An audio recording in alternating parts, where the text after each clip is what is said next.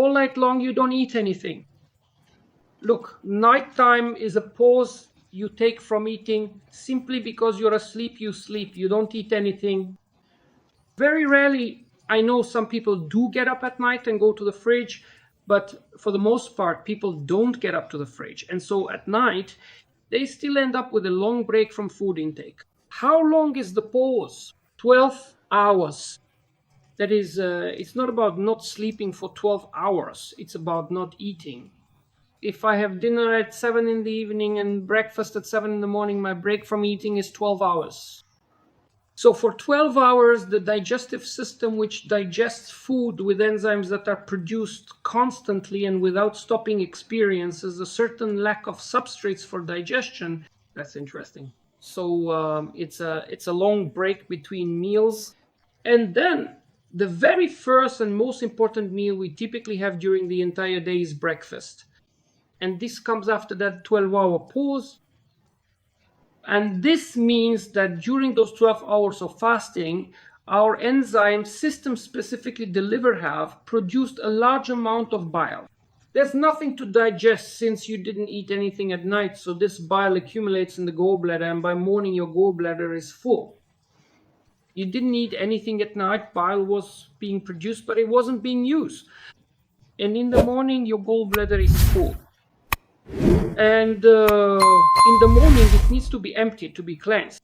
To help you understand the process, the same thing happens with your urinary bladder. You wake up in the morning with a full bladder and a full gallbladder. The only difference is that we can feel when our bladder is full, but we don't really feel when our gallbladder is full or hasn't been emptied. Sometimes you might feel some discomfort in the right upper abdomen, but that only happens in very advanced cases. But the very fact that it isn't emptied, that bile remains inside, eventually leads to the destruction of the digestive glands. The stagnation of bile there, and the fact that the bile wasn't released in the morning, causes the bile to start destroying the pancreas itself. This is what's called chronic pancreatitis. It destroys the liver itself, and then fatty hepatosis of the liver develops. And bile stasis is precisely when the bile wasn't released in the morning. This means that in the morning, with proper nutrition, it needs to be released.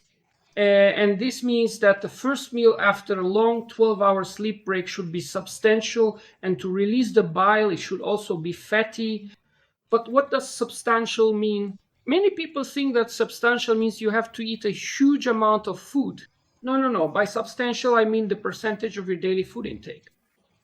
In other words, if you take your total daily food intake as 100%, then breakfast should account for 60% of that.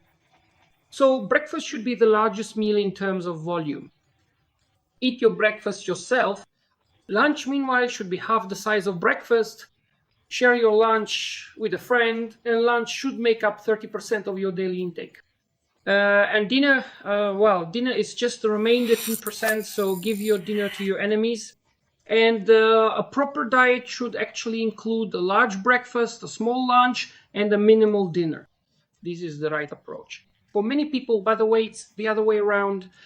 Additionally, breakfast should also be fatty. In other words, it shouldn't just be plain oatmeal or something fat-free or something dry, because that will result in bile not being released. If you eat oatmeal, that is oatmeal for breakfast. If you eat oatmeal for breakfast, this will result in bile not being used, not being released, and will lead to bile stasis. Because of this, there's a saying, oatmeal for breakfast is a guarantee of gallstones. Yes. By the way, it always ends up this way. I always see that people who have gallstones are the ones who like to have a dry breakfast or skip breakfast altogether. That's why the key to proper nutrition is to have the right kind of breakfast, one that is as large as possible compared to lunch and dinner.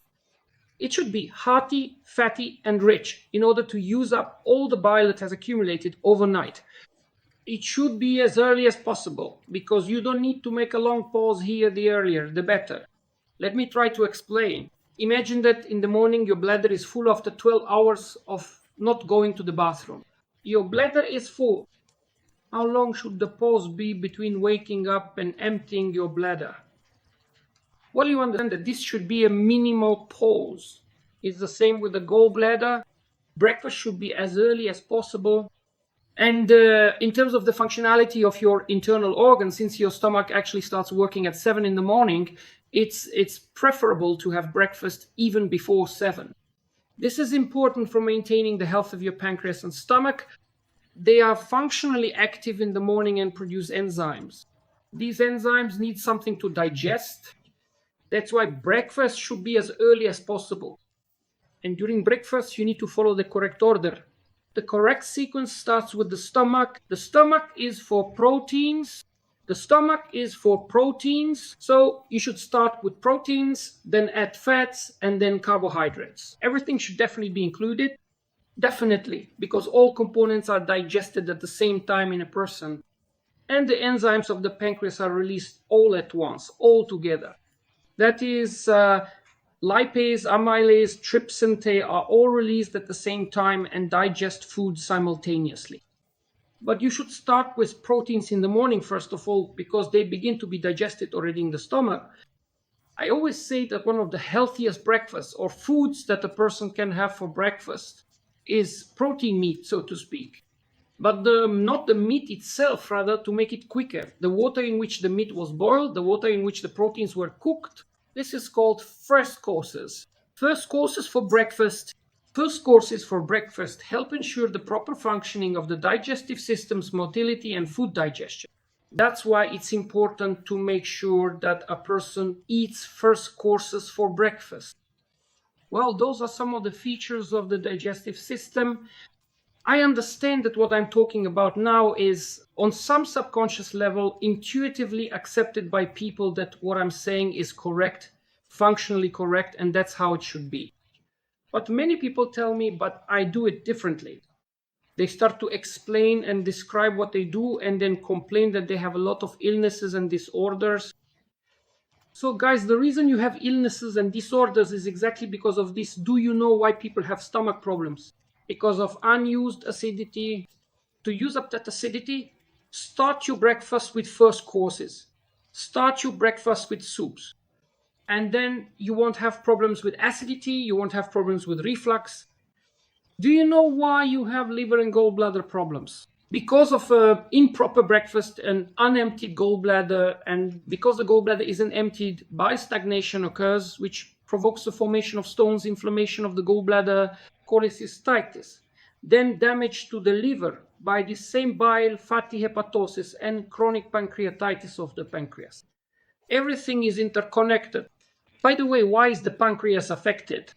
It's because people have a late breakfast. In the morning, the pancreas produces enzymes that need something to digest, but a person only has breakfast at 10 o'clock. And then it will reach the pancreas 2 hours later. So in the morning, for about 2 or 3 hours, the pancreas digests itself. It eats itself with its own enzymes simply because the person has a late breakfast.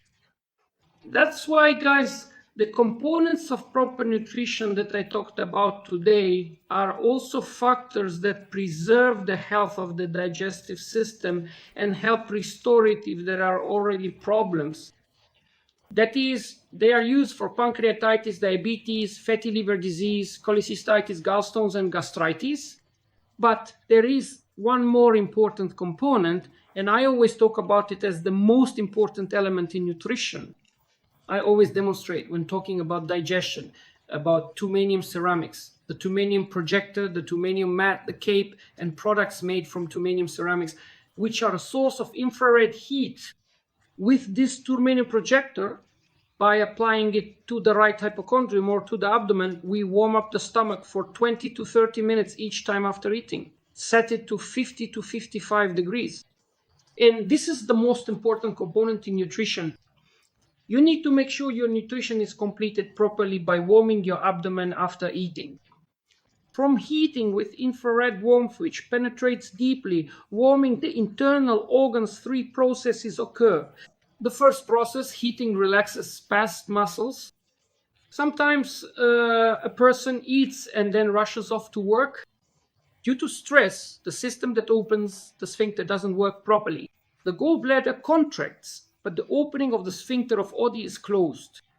Look, the gallbladder contracts, the opening is closed, and this leads to pain in the right upper abdomen, spasmodic pain, hepatic colic, or biliary dyskinesia. To prevent this, you just need to place a projector on your abdomen and warm it for 20 minutes after eating. Make time for this. Warm your abdomen for 20 minutes. Each time after eating, the bile ducts relax, the passage of food goes smoothly and painlessly, and spasms are relieved.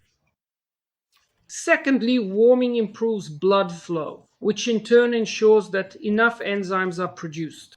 These include stomach enzymes for digestion and acid enzymes in cases of atrophic gastritis. Pancreatic enzymes are produced well, as are the enzymes of the liver that make bile. The right kind of bile is produced, meaning not thick, stagnant bile, but liquid bile that flows freely. So all you really need to do is simply warm your abdomen after eating.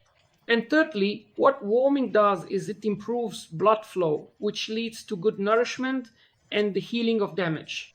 That means the mucous membrane recovers in cases of gastritis, injuries heal, and the liver regenerates in cases of fatty liver disease.